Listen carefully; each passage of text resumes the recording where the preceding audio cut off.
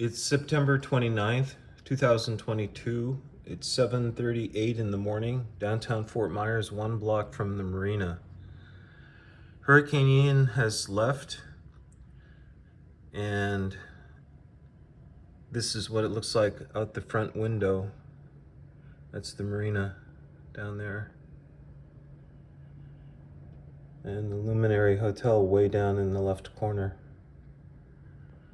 It was very powerful.